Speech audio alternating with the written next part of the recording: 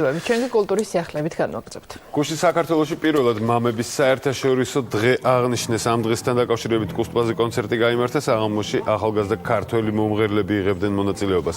ღონისძიების სტუმრებს ტორტითაც გამომასწრებდნენ. შეგახსენებთ, რომ მამის დღე მსოფლიოს ბევრ ქვეყანაში აღინიშნება კანადასა და ამერიკის შეერთებულ შტატებში 1910 წლიდან მოყოლებული ამ თარიღს ივნისის მესამე კვირას აღნიშნავენ. მესამეები მეც ამ ამბავს რომ მამების დღეს აღნიშნავდა სოფლიო და შეუერთდით ჩვენც ჩემს შვილებსაც და მეუღლესაც ეცოდინება რომ მამების დღე არსებობს და მოგვილოცეთ მამების დღე ყველას მოგმართავთ ყველას მიულოცეთ გაუფრთხილეთ მამებს. პირველად საქართველოში მოხდა მამების დღის აღნიშვნა. მიმართა ჩვენ საქართველოს პრეზიდენტის წერილობით, რადგან დაგვეხმაროს ამ დღის ჩაწერა კალენდარში, საქართველოს კალენდარში, რათა ოფიციალურად აუშვიჩენ უკვე მომავალწელს ეს დღე. თაკო ნაცვლიშვილი ამჯერად იტალიური ვოგის ობიექტივში მოხვდა. ყველაზე წარმატებულმა ქართველმა მოდელმა ვიდეო რგოლი სოციალურ ქსელში გამოაქვეყნა.